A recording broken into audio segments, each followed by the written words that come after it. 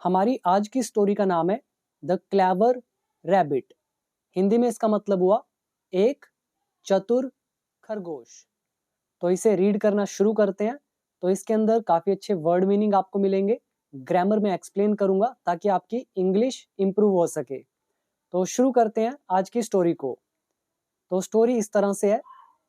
Once एक बार there lived रहता था अ क्लेवर रैबिट, एक चतुर खरगोश। यहाँ पर हमारा लेसन यूज हुआ देयर लिव्ड वाला।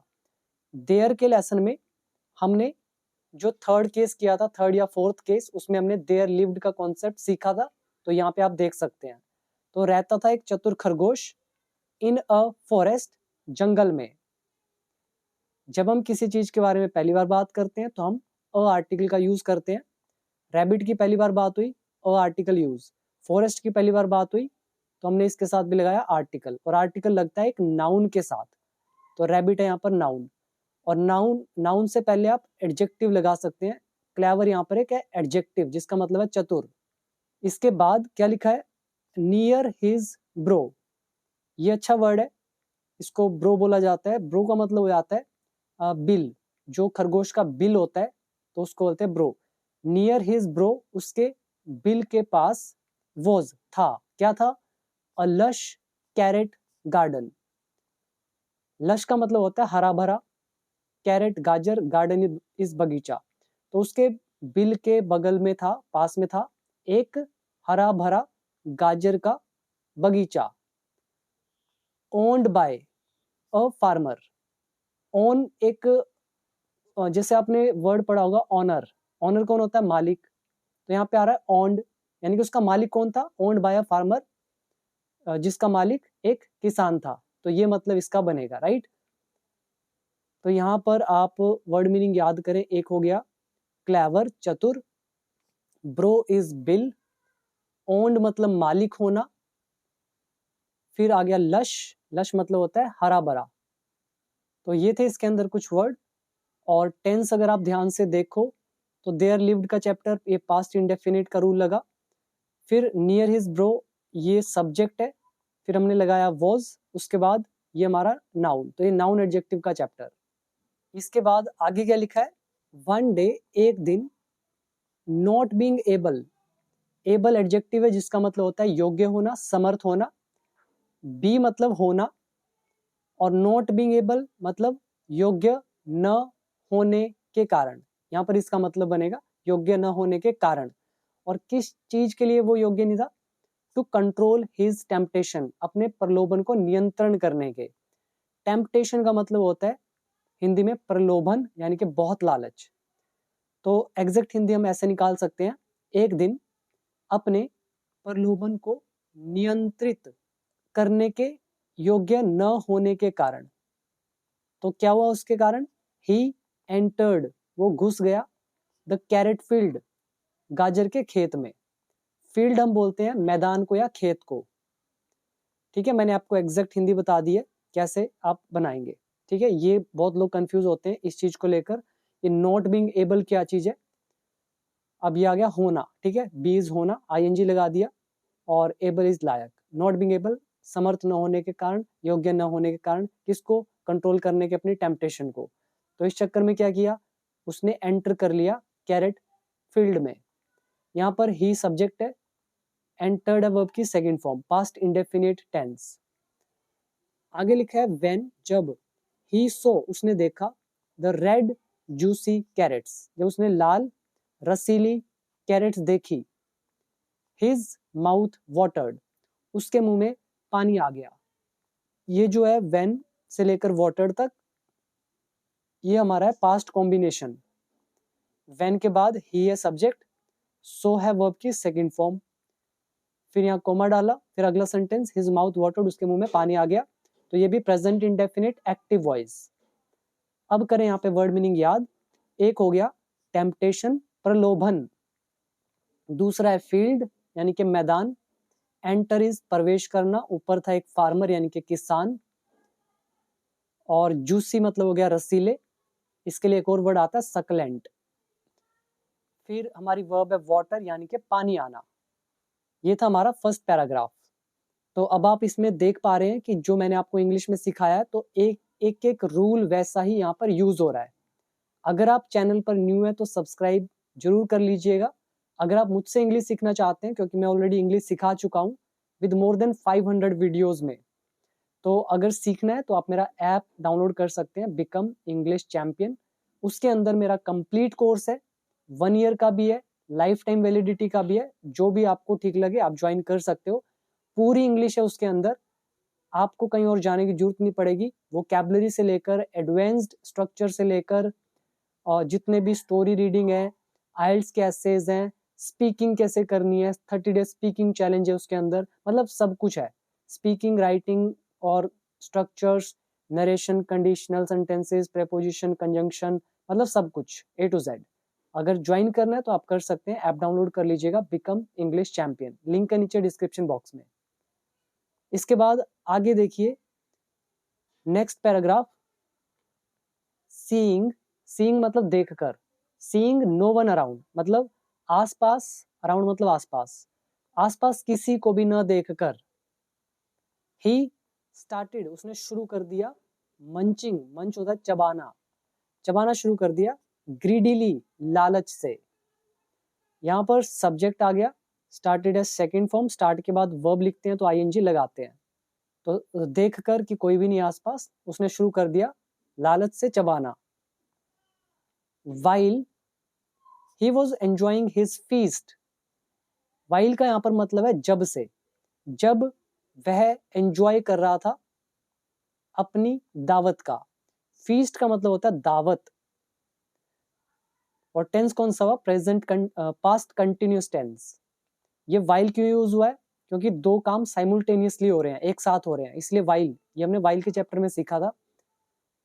तो जब वह एंजॉय, मजा ले रहा था अपनी दावत का, ही हर्ड उसने सुना, फुटस्टेप्स कदमों की आवाज सुनी, अप्रोचिंग आते हुए, अप्रोच होता है करीब आना, और फुटस्टेप्स जो आपके कदम की आवाज होती है, फुटस्टेप्स उसको बोलते हैं। तो ये यहाँ पर अगर आप ध्यान से देखो, ही सब्जेक्ट है, ये हमारा हर्ड सेकंड फॉर्म है, हियर का सेकंड फॉर्म हर्ड, फिर कोई चीज हमने लगा दी, किसको सुना, फिर हमने यहाँ पर लगा दिया वर्ब की फर्स्ट फॉर्म आईएनजी, ये हमारा हो गया सो, कॉट, हर्ड, फाउंड का लेसन।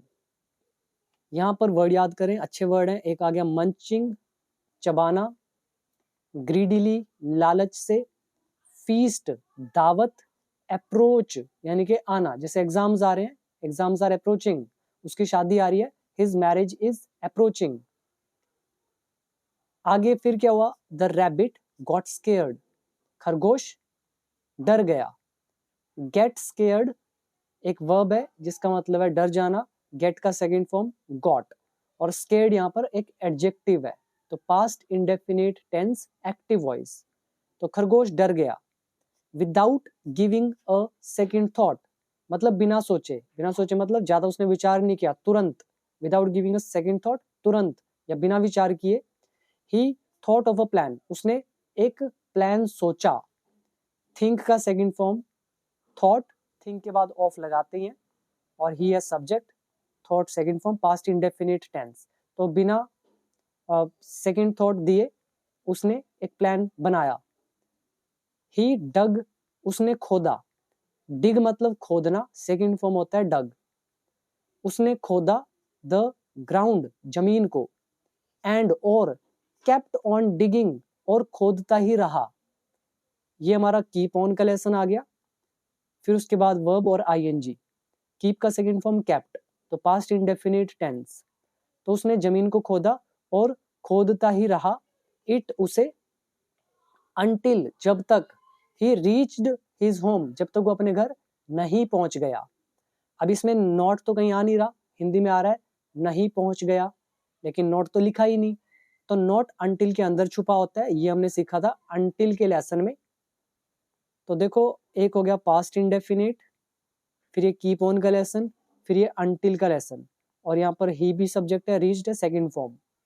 फिर क्या हुआ, ही गॉट मडी, वो मडी हो गया। मडी क्या होता है, जो कीचड़ होता है, मिट्टी होती है, उसमें जब लथपथ हो जाते हैं तो उसको बोलते हैं गेट मडी होना। तो वो कीचड़ में मतलब लथपथ हो गया, he got muddy from head to toe, अपने सिर से लेकर अपने पांव तक, इन डूइंग सो, ऐसा करने में के लिए इन आ गया, इन प्रेपोजिशन है, करना इज डू, प्रेपोजिशन के बाद वर्ब लगती है तो आईएनजी लगाते हैं, और सो का मतलब ऐसा, तो ऐसा करने में वो सर से लेके पांव तक कीचड़ से धस गया। अब यहाँ पर करो वर्ड मीनिंग याद, एक हो गया गेट स्केर्ड, डर जाना, फिर एक अच्छा फ्रेज है without giving a second thought, यानी कि बिना ज्यादा विचार किए, फिर डिग आ गया खोदना, फिर कीप ऑन का चैप्टर, रीच इज पहुंचना, अनटिल इज जब तक नहीं, गेट मडी मिट्टी में धस जाना या कीचड़ में लथपथ हो जाना।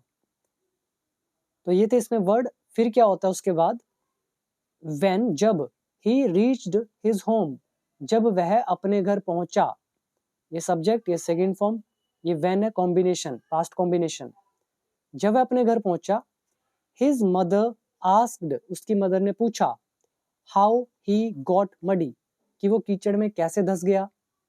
अब ये कैसे यूज हुआ है ये भी मैं आपको थोड़ा सा एक्सप्लेन कर देता हूं, ध्यान से देखिएगा। his mother said, his mother said, उसकी मदर ने कहा, अब उनकी मदर ने एग्जैक्ट उसको कहा होगा खरगोश को, हाउ